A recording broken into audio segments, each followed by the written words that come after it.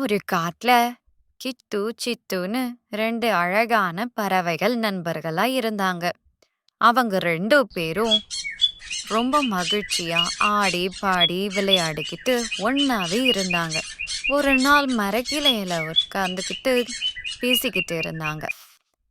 சிட்டு, இன்னைக்கு வெயில் நல்லா இருக்குது. நம்ம 2 பேரும் சேர்ந்து ஒரு பெரிய மரத்துல கூடு கட்டலாமா? போலாம் கிட்டு. அப்பா, ஒரு வழியா ஒரு பெரிய மரத்தை கண்டுபிடிச்சிட்டோம். அட சிட்டு, அங்க பாரு, அந்த மரத்துக்கு கீழே என்னமோ மின்னுது.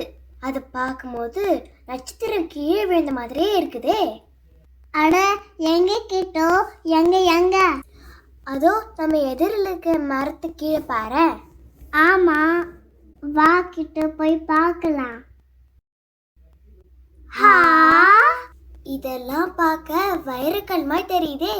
அட ஆமா கிட்டு, இதை வச்சு என்ன செய்யறது? எனக்கு ஒரு நல்ல யோசனை சிட்டு. என்ன யோசனை? நம்ம 2 பேரும் பங்கு போட்டுக்கலாம். நம்ம கூறுகளை அழகாக்கலாம்.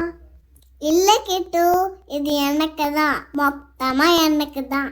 அது எப்படி? நம்ம 2 பேரும் சேர்ந்து தானே கண்டுபிடிச்சோம். அப்ப நம்ம 2 பேரும் பங்கு போடுறது தானே சரி. அதெல்லாம் இல்லை, நான் தான் முதல்ல வந்தேன். இது மொத்தமா எனக்கு தான். இதை வச்சு நான் கூடு கட்ட போறேன். இந்த காட்டுல என்னோட கூடு தான் அழகா இருக்க போகுது. சித்து எல்லா கல்லையும் எடுத்துட்டு போறத நினைச்சு கித்து ரொம்பவே வருத்தப்பட்டுச்சு. சிட்டு எல்லா கல்லும் எடுத்து போயிட்டானே. போயிட்டு வரேன் கூட சொல்லாம போயிட்டானே சிட்டு. ஒரு வழியா கூடு கட்டியாயிடுச்சு. நான் தான் காட்டுல வசதியான பறவை. சிட்டு இல்லாம இப்ப எனக்கு ரொம்ப வருத்தமா இருக்குது. அவன் இருக்கும்போது நம்ம ஆடி பாடி சந்தோஷமா இருந்தோம். இப்போ சிட்டு என்ன பண்ணியிருப்பான்? சிட்டு தன்னோட கூட்டுல தனியா இருந்துச்சு. ஆனா கிட்டுவுக்கு சிட்டு இல்லாம தனியா இருக்கிறது அதுக்கு அதிக சோகத்தை கொடுத்துச்சு.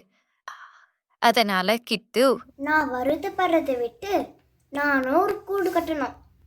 கூடு கட்டிட்டு என்னோட நண்பர்கள் எல்லாரையும் கூப்பிட போறேன். கிட்டு தன்னோட கூட்டுக்கு பக்கத்துல இருந்த நண்பர்களை அழைச்சு பழங்களை பகிர்ந்து மகிழ்ச்சியா இருந்துச்சு. அந்த வழியா பறந்து போன சிட்டு அதை பார்த்து ரொம்பவே வருத்தப்பட்டுச்சு. என்னோட கூடு பார்க்க யாருமே வரல. கிட்டோக்கு நிறைய பேர் இருக்கிறாங்க, ஆனா நான் தனியா இருக்கிறேன். அது என்ன சத்தம்? புயல் காத்து வீசுது போல இருக்குதே. காத்துல இந்த மரம் ஆடுதே. என் கூடு கீழே விழுந்து உடஞ்சிடுச்சே. இப்ப நான் எங்க போய் நான் தங்குவேன்? கிட்டு கிட்ட கேட்டா என்ன? கிட்டுவோட கூடு அந்த புயல்ல கீழே விழாம அப்படியே இருந்துச்சு. கிட்டு சிட்டுவா, நேத்தி கடிச்ச காத்துல அவனோட கூடுக்கு எதுவும் ஆகல. போச்சு, எல்லாமே போச்சு. கூடு கீழே விழுந்து உடஞ்சி போச்சு. அச்சச்சோ, பரவாயில்ல விடு. நீ ஏன் கூட தங்கிக்க? என்ன மன்னிச்சிடு கிட்டு. பரவாயில்ல விடு சிட்டு. நீயும் எப்ப வருவேன்னு நான் காத்துக்கிட்டு இருந்தேன். இந்த கல்லு தான் சந்தோஷம் கொடுக்கும்னு நினைச்சேன். இப்பதான் புரிஞ்சுது. இந்த கல்லை விட நட்புதான் முக்கியம்னு புரிஞ்சுக்கிட்டேன். பரவாயில்ல விடு சிட்டு. கிட்டு, நம்ம சேர்ந்து கூடு கட்டலாமா? கிட்டுவும் சிட்டுவும் திரும்ப ஒன்னா சேர்ந்து பழைய மாதிரி நண்பர்களா ஒரே கூட்டுல ஒன்னா இருந்தாங்க. உங்களுக்கு இந்த கதை பிடிச்சிருந்தா சப்ஸ்கிரைப் பண்ணுங்க, லைக் பண்ணுங்க, ஷேர் பண்ணுங்க.